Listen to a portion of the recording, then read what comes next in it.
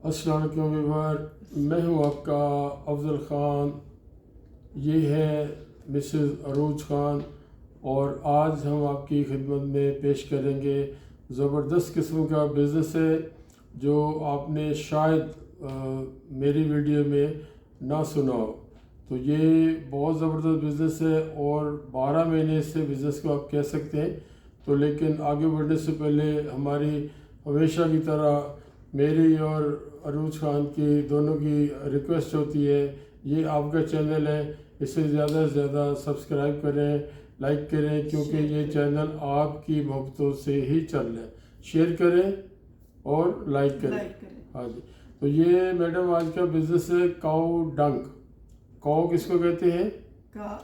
काऊ गौ माता, गाय, जो हमारी गाय कह लें, गौ माता कह लें। कि हम लोग दुनिया पूरी में काम करते हैं, पूरी दुनिया से हमें लोग सुनते हैं। तो मेरा एक मुख्तलिफ ज़बानें बोलने का मेरा शौक़ भी है। तो हमारे हिंदी में गौ माता कह लें, हमारे मुल्क में गाय कह लें, इसका डंग। तो काऊ डंग जो गोबर है, एक और लफ्ज़ों में कह लें आप गोबर। जो ये अल्हम्दुलिल्लाह मैं ख़ुद भी ये काम कर चुका हूँ। जब मैं कराची में था तो फ्रूट एक्सपोर्ट करते थे, तो यूएई में या पूरे मिडिल ईस्ट में एक तहरीक चली थी, एक लहर चली थी, एक वेव चली थी ग्रीनरी की। ये पुरानी बात। तो वो खाद, इससे ज़्यादा बड़ी कोई बेहतरीन खाद नहीं है जो गोबर है। तो इससे क्या करते थे हम लोग, फ्रूट भी एक्सपोर्ट करते थे। तो हमारे कराची वालों को पता होगा, एक भैंस कॉलोनी है बहुत बड़ी, वहाँ पे लाखों भैंस है, शायद लाखों। यस। तो वो जब उनका एक सिस्टम था, पूरा एक नेटवर्क था, गोबर हर जो भैंस है या गाय है, भैंस का भी है लेकिन नाम काऊ से है, तो भैंस भी इसमें आती है, काऊ भी आती है। तो ये जो गोबर वो करते हैं, तो उसको ना वो बड़ा एक नेटवर्क था, एक सिस्टम था बहुत बड़ा। तो वो उसको गोबर को इकट्ठा करके बहुत बड़े मैदान में उसको फैलाते थे। क्योंकि कराची में बारिशें बहुत कम होती, तो कभी सालों में कोई बारिश होती, तो उसको फैला के जब वो सूख जाती थी, उसके ऊपर ट्रैक्टर फेंकते थे, कुछ क्या अपने तरीके करते थे, लकड़ी से उसको फैलाते थे, हवा लगाते थे। जब वो सूख जाती थी तो 50-50 किलो के बोरी कह लें, बोरे कह लें, कट्टे कह लें, कट्टे भी कहते हैं। तो उसमें भर के वो फिर तय की तय वो इकट्ठा होता था, तो वो एक्सपोर्ट होता था। तो जिसको नहीं पता था ना, तो वो लोग कहते थे यार ये गोबर कहाँ से एक्सपोर्ट हो रहा है, किधर जा रहा है। तो ये नई चीज़ थी।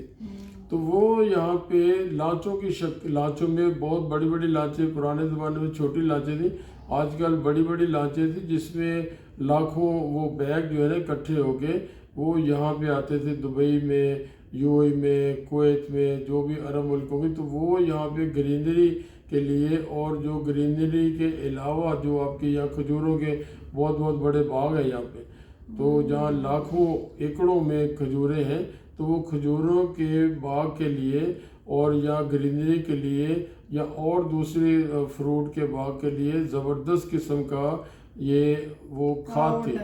तो ये इसको हम कहेंगे काऊ डंग। हालांकि उसमें भैंस भी है, भैंस चलो उसका नाम और है, लेकिन काऊ डंग तो इसमें गाय का या भैंस का गोबर जो है उसकी खाद बना के उसको फैला के तो बोरियों की शक्ल में आती। तो ये एक ज़बरदस्त किस्म का बिज़नेस है। इसका अगर आप आ जाए कि आपने करना कैसे, आपने इसका लाइसेंस बनेगा। यस, जिस तरह और चीज़ों का लाइसेंस बनता है, काऊ डंग ट्रेडिंग, काऊ डंग ट्रेडिंग या फर्टिलाइजर ट्रेडिंग में भी जा सकता है। सपोज हम किसी और किस्म की खाद में जब जाएंगे तो उसमें भी कवर हो सकता है। वो फाइनल चीज़ें बाद में आता है, जो क्लाइंट हमारे पास कोई आता है, तो ये टेक्निकलिटी जो है, वो टेक्निकल चीज़ें उसमें बाद में उसको एक्टिविटी डाल सकते हैं। लेकिन है ट्रेडिंग, हम बात कर रहे हैं कि ये बिजनेस करना आपने। तो ये आप यहाँ पे लाइसेंस बनाएंगे, आपको इंडिया से भी आती है, इंडिया से आती है और पाकिस्तान से आती है। जो बड़े मुल्क ये दो ही हैं जो जहाँ से ये काऊ डंग आता है। तो यहाँ पे आप ला के इसको सप्लाई दे सकते हैं बाग वालों को, खजूरों के बाग वालों को। और दूसरा जो ये महकमा है यहाँ पे, बल्दिया का महकमा है, उसमें भी जो सप्लायर है, जो इंपोर्ट करके आगे अपने महकमे को सप्लाई देते हैं, उनसे भी मिलके काम कर सकते हैं। तो ये बड़ा अच्छा बिजनेस है। और दूसरी एक बात मैं आपको कहूँ, ये 12 महीने बिजनेस है। अच्छा, यानी गोबर तो रोज ही देना उसमें यानी मैं इसमें तो सरप्राइज हो गई हूँ ये फर्स्ट टाइम सुन के कि यस, ये भी कोई ये business मैं है। कर चुका हूँ। दिस इज मैं बंदा नचीज ये काम कर चुका है।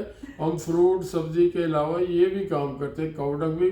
और हमें पैसे एडवांस मिला करते थे उस वक्त, क्योंकि पूरे यूएई में ग्रीनरी का एक वो समझो हर तरफ ग्रीनरी नहीं थी। तो ग्रीनरी या पैसे वाले मुल्क थे। शेख ज़ैद मरहूम का हुक्म था, अल्लाह उनको जन्नत नसीब करे, कि यहाँ पे जितनी ग्रीनरी कर सकते करो। और दरख्त काटना आज भी जुर्म है यहाँ पे। पूरे यूएई में दरख्त आप काट नहीं सकते, हाथ नहीं लगा सकते।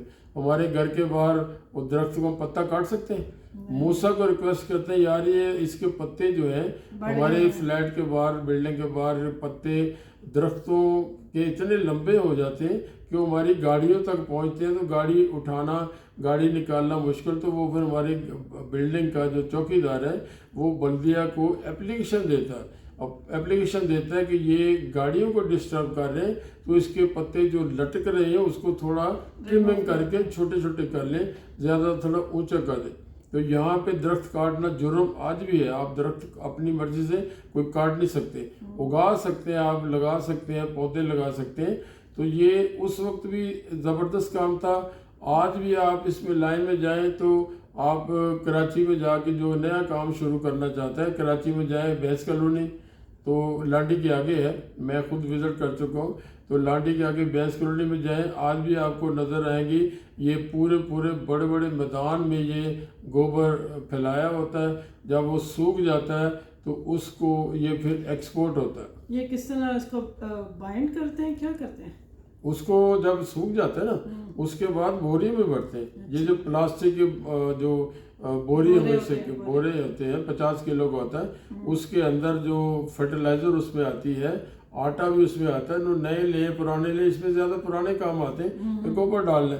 तो पुराने लेके उसको तोड़ते भी नहीं, एक साइज है ना बोरे को, उसमें उतना ही आना है। उसमें रख के फिर तय तय तय तय के ऊपर तय लगा के फिर जब लॉन्च का माल पूरा हो जाता है तो ट्रकों से पोर्ट में जाता है। अच्छा। ट्रकों से पोर्ट में जाएगा और वहाँ से फिर लॉन्च के जरिए दुबई में, अबू धाबी में, कुवैत में, अरब मुल्कों में जाता है। तो आप जो इसमें फील्ड में आना चाहते हैं वो पहले मार्केटिंग करें। यहाँ पे आपने बिकना किसको है? बल्दिया को देना है, प्राइवेट लोगों को देना है, बाग वालों को देना है, या आप वेयर हाउस बना के यहाँ पे खुद भी एडवर्टाइज करके बेच सकते हैं। तो ज़बरदस्त काम है। और अगर डायरेक्ट जाके लेना कहाँ से, कराची आप जाइए, आप बॉम्बे जाइए, आप दूसरे जो पोर्ट वाले शहर हैं इंडिया के भी, वहाँ से भी ला सकते हैं। तो ये ज़बरदस्त काम है। आप इसकी सपोज कोई भी ट्रेडिंग लाइसेंस बनेगा, उसकी कॉस्ट आप बता दें ज़रा, कोई भी ट्रेडिंग लाइसेंस की कॉस्ट तो वो सेम ही रहती है, 16-17 हज़ार दिरहम का सिर्फ। हाँ, एक्टिविटी बदलना, नाम बदलना, एक्टिविटी अगर चेंज करनी होगी या किसी चीज़ की अप्रूवल रिक्वायर्ड होगी तो उसके चार्जेस होंगे सर, वो भी उनके सर्विस चार्जेस ही होते हैं। सेकंड आपके वीज़े के चार्जेस, तो ऑलमोस्ट ये 24 से 25 हज़ार दिरहम तक का आपका खर्चा आ जाता है वीज़े के साथ। साथ आपकी वीज़ा 2 साल का वगैरह लगती है, यानी कि ऑफिस वर्चुअल ऑफिस लगेगा या आप लेना फिजिकल ऑफिस। यानी आप जरा डिटेल बता देना। 16-17 हज़ार का लाइसेंस आप कह रही हैं, 3-3.5 हज़ार की टेंडेंसी ऊपर नीचे होती रहती है। एक आइडिया बता रहे, 2 अमाउंट होगी, एक वीज़े की अमाउंट। हाँ जी, तीसरी एक वीज़े की अमाउंट, 2 साल का वीज़ा, वो 4,000 के अंदर अंदर। तो 16-17 और 3-3.5 20-21 हो गया, और 4 डालें 24-25 हो गया। मैडम बिल्कुल सही कैलकुलेशन कर। 25 हज़ार तक आप माइंड में रखें कि आपका इतना खर्चा आएगा। जी बिल्कुल, और लाइसेंस हो जाएगा। उसके बाद फिर आपने काउडंग आपको उधार मिलती है, क्रेडिट पे मिलती है, यस मिल सकती है, और यहाँ आपने कैश लेनी है, वो पैसा आपको फिर चाहिए, और यहाँ पे मार्केटिंग करनी। तो ये मार्केटिंग के आपने देना किसको? अगर और माल मैडम यहाँ मेरा जो एक्सपीरियंस है, माल अगर आपके पास है तो लेने वाले यहाँ बहुत हैं। आपने अपनी एडवर्टाइजमेंट करनी है, अपना वेयरहाउस रखना है। इसको कोई एसी वाला वेयरहाउस नहीं चाहिए, गोबर है, ओपन रखें, यहाँ भी नहीं बारिशें होती, तो आपका बिकेगा। और ये ज़बरदस्त काम है।